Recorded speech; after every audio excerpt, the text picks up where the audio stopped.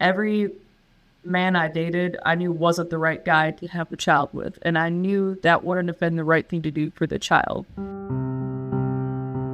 When it comes to the desire to have children, we humans make up quite the spectrum. Some want to have huge families, enough to fill a basketball team. Others just want one, and then maybe down the road, when they see what it's like, they might want another. And some don't want kids at all. But the truth is, no matter our desires, well, we just aren't always in control of what comes next. Gloria knew she wanted to have kids, but when she realized that she couldn't necessarily control when, or even if, she was going to find the right partner, that's when she started to look into things that she could control. So Gloria decided to pursue motherhood without a partner. And today, she's going to share her experiences with us. I'm Dan Bulger with Progyny, and this is Infertility. Hi everyone, thank you for joining us today. Before we dive into Gloria's story, I just want to take a second to remind you that we have some resources available for anyone who might want to bring fertility and family building programs to their employer. Those resources are at progyny.com/talk-to-HR. Progyny, for those who might not know, is a benefit that employers can offer their employees. And we can help with things like preconception, fertility, pregnancy, postpartum, and menopause. If you're curious about bringing Progyny to your employer, you should visit progyny.com/talk-to-HR. There you'll get information that you need, and hopefully we can get the ball rolling for you. Okay, let's get to know Gloria. My name's Gloria. I'm originally from Minnesota. I moved to Nashville, Tennessee at the age of 23. Gloria works for one of the largest home improvement retailers, and from a young age, she understood that she needed to prioritize education and career in order to support herself. I had to financially provide for myself. Where my parents gave us everything we needed, we had to provide what we wanted. So I knew through that I had to get an education, chose to go out of state, got a great job right out of college, but I had to work literally almost my life away. So in my 20s, I worked like nonstop. I didn't really have a chance to make a balance of a work life and family life. I knew my first goal was to pay off college. So my whole life, I've literally always planned every step. Yes, Gloria is a planner, which is something that will come in handy down the road. But she learned in her 20s and early 30s that sometimes things just don't go according to plan. I kind of, in your mind growing up, you have your plan, like you're going to be married probably by the age of 25 or 30. That really wasn't in the cards for me. So my career had to come first in order to know that my next stage in life was going to be supported, that when I did have children, I would have the financial stability. Yeah, for Gloria, there was no sense in settling on a bad fit when it comes to a relationship. And that was really the driving force behind her decision to pursue single parenthood. And then for me to truly make that choice to go forward, to go single with this choice, every man I dated, I knew wasn't the right guy to have a child with. And I knew that wouldn't have been the right thing to do for the child. And I have some friends that are a little in an older generation of mine, and they're at a stage of life, and they say, "Oh my God, I wish I did what you did because I was trying to find the man before the child." I come from a very tight family. Like my mom and dad, I think they met when they were like 12 and they're still together. So I had that great example in my life. And if it was ever the wrong man, then that was the case, like that would have been the wrong move to where this was the right move. So I knew when I hit 35, that was like my time to do this. Okay, let's do a little quick recap of Human Reproduction 101. For a baby to be born, there are a few things that you need. You need an egg, you need some sperm, and you need a uterus. Gloria was all set on the egg and the uterus, so she just needed some sperm. Her plan was to work with a fertility clinic, find a sperm donor from an agency, and then utilize intrauterine insemination, or IUI, where sperm is placed directly into the uterus using a small catheter. And the hope is that the sperm will reach the fallopian tubes, where it will meet an ovulated egg, and pregnancy will occur. First step is connecting with a doctor. And for that, Gloria was actually covered. Her employer offers the Progyny fertility and family building benefit. I reached out to my PCA, kind of talked to her about like what my goal was, my plans, and we were able to get the ball rolling. I think it was even within the next month I had my first appointment. She was so inviting and friendly and just understanding, and she's able to recommend me to Nashville Fertility Clinic, and they were great. She She was available when I needed her, but it was nice because it didn't always have to be a phone call. Like if it could be a message or something, especially this day and age, everybody's so busy, and she was very timely in getting back. It was good. All right, so she had the Progyny benefit in hand. She was able to see the doctor that she wanted to see. So the first step was to go through some tests and check her fertility, and then to find a sperm donor. They test like your blood type, if you're compatible with your donor and all of that. And the doctor was very, very upfront saying, I mean, hey, we got to check like your egg count and all kinds of things. And we did that. We did the initial tests. And quite honestly, I think we got them all done within the first month.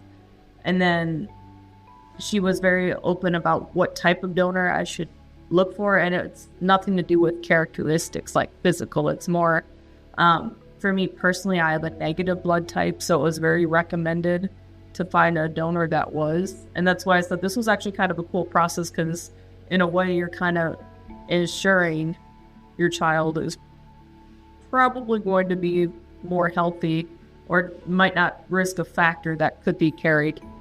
So that was kind of a cool process. So we looked at a few things. We looked at that and wanted to make sure the CMV was negative to match mine. So that was kind of the things I was really, really looking for. She was very helpful with which chirobanks we could use. I like the one that if I paid just a tad extra, you could kind of see what they look like as adults. Having that advantage to kind of at least look at that, put kind of a weird sense of comfort through the whole thing to kind of know, okay, there is this. And it was kind of cool. Like they also had donor essays, so you kind of know like the job profession that the donor's in, kind of get a feel for this person even though you don't really know them, like, but you kind of get to know them through that process. So it was just kind of interesting. And then I was like, I just kind of liked what he did. I like that he was a social worker, because I was like, this kind of just shows his characteristics. His true mission is to help people, and what better way can this person help someone than giving a gift of life? All right, so she found the donor that checked all the boxes for her, and when her test came back, she was given the green light to start an IUI cycle. She felt with my egg count and where I was at, still only being 35, even though I told her I thought I was getting too old, she said that you would be a perfect candidate for an IUI. She did suggest that if we did up to 6 treatments, we might look into IVF, but she was very confident that she didn't have an outlook that we were going to end up on that. But she obviously, you got to lay it all out at the beginning. So we did the IUI process. I mean, I swear, I think the first month we did it was March, like right after, like that initial complication. So the whole process moved really, really quick. Things were moving fast. IUI is a great option, and a particularly great option for Gloria, who hadn't ever tried to conceive before. But one thing to note about IUI is that even when everything is optimal, sperm quality, egg count, and age, the success rates are still relatively low. So it's not uncommon to need to try a few cycles to find success. The first month it didn't click. Like we did the injection, and you go back after 2 weeks, or almost, I think it's 10 days actually. And then you get another ultrasound just to verify that there's not an embryo or anything, and kind of go from there. So obviously the first time didn't take. The second time, that time it didn't take, and she thought maybe we could increase to a different fertility medication on the month we would have done the third time. And that produced like 5 follicles, and she said, no doctor in the world will inject you right now. And I said, I agree. We all want kids, but most people don't want 5 at a time. Yes, that brings us to a very important part of any IUI discussion, and that's the risk of multiples. There are a couple of different ways to do an IUI cycle. One way is often called natural IUI, where fertility drugs aren't used, and the insemination is simply timed to ovulation. And the other is stimulated IUI. Now, stimulated IUI means that fertility medications are introduced to try to help increase the chances of success. Medications like clomiphene and letrozole are most commonly used. And then other medications are used to hold off ovulation and then to trigger ovulation in advance of the insemination. As I said, stimulating the ovaries can increase chances of success, but by causing more eggs to ovulate, the chances of multiples also increase. Now, by multiples, I mean twins or triplets. Twins, and especially triplets, are considered high risk. and doctors work hard to make sure their patients are not taking on additional risks during these procedures. The goal of modern fertility medicine is to have one healthy baby. So when her doctor saw 5 follicles, it was clear that would be way too risky, and therefore that cycle was abandoned. The doctor changed the medication protocol to get a different result, and then they tried again. So like those first couple months were very crucial in balancing how much medication was needed. So like, as cliche as it sounds, the third time was a charm. So she figured out which one to prescribe and when to take it to have probably the optimal. So in June, we were successful. I know it was June 14th was the IUI. She had seen 3 follicles, and we did the injection, and like, there was just something about that one. I was like, this one worked. So it was kind of cool. I mean, I didn't even want to wait for the ultrasound where they actually do the ultrasound after 2 weeks. I actually went out and got a pregnancy test, and I saw the 2 lines. I was like, okay, cool. But I wasn't really too excited. Like, I didn't want to get overexcited because, you know, you can have false positives, all that, especially with that amount of fertility medicine. So when we went in, we saw the follicle and the embryo actually take. That was kind of cool. And I think that is within 10 or 11 days, you can see it. It's so tiny, but you can see it. So we went there, and then after another 20 days, they check you again, and they pretty much just release you to your OB. The third time was the charm, and sometime later, Gloria met her son, Emmet. He came like right during the heart of the SEC tournament in Nashville, so I don't remember a whole lot about like the delivery, but for some reason I remember that TV was on for the basketball games going on in the choir. But it was really, really cool. He was actually a really, really long labor delivery.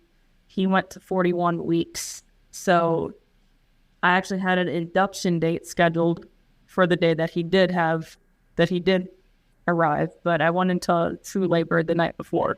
I personally had a lot of issues with the delivery, but the baby was fine, and that's all that really mattered. Like, I ended up we had to use forceps, and which caused a third-degree laceration. So like, I immediately went into a blood transfusion. It was so weird because like I knew they put him on you for a little bit, but they had to move him to take care of me. And then finally, when all of that's handled, got to just have that couple.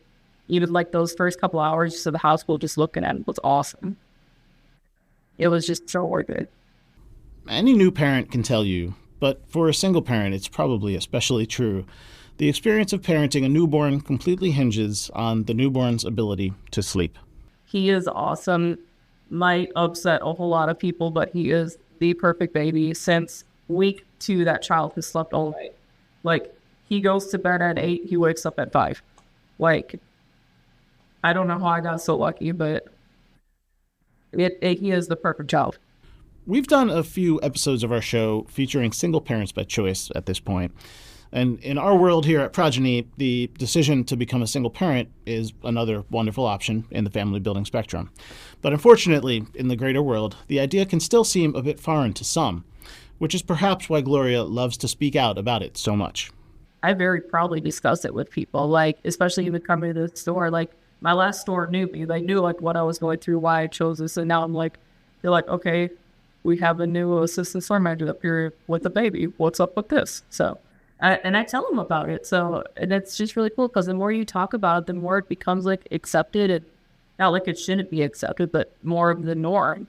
And like, hey, it's okay. Like I know my son, he is perfectly fine. Like, he's actually the best of all worlds right now.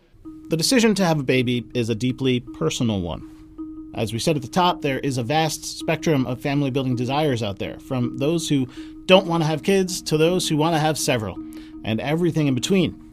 But for Gloria, who knew that she wanted to have a baby and knew that her best option was to do it on her own, the idea that her employer offered a benefit like this one was really impactful. Yeah, just thank you, because you don't understand how much one benefit can really truly change a life. Like, I probably wouldn't have had that option to be able to have a child or children if I want to go through it again, if that benefit wasn't there. For anyone out there who's listening to this and maybe on the fence about if they want to pursue parenthood in this way, we asked Gloria if she had any advice. In this day and age, there are so many options available, and that child is not any less loved.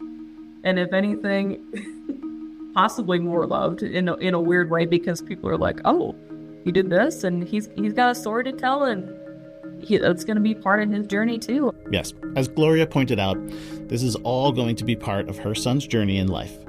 And there's actually another exciting part of that journey that we're thrilled to tell you about today. As we were producing this episode and putting everything together, Gloria emailed us with an update. Emmet, Gloria's son, is going to be a big brother, as she's now expecting her second child. I want to thank Gloria for joining us today and for sharing her story. I also want to thank you for listening. If you want to connect with us, you should do so on Instagram at This Is Infertility Podcast. If you want to follow Progyny, you can do that at Progyny Inc. Of course, if you're listening on a podcast app, please leave a rating or review. And if you're watching on YouTube, you got to smash the like button. This Is Infertility is brought to you by Progyny. Please remember, this podcast is not intended to substitute for the personalized expert advice of your physician. I'm Dan Bulger, and this is Infertility.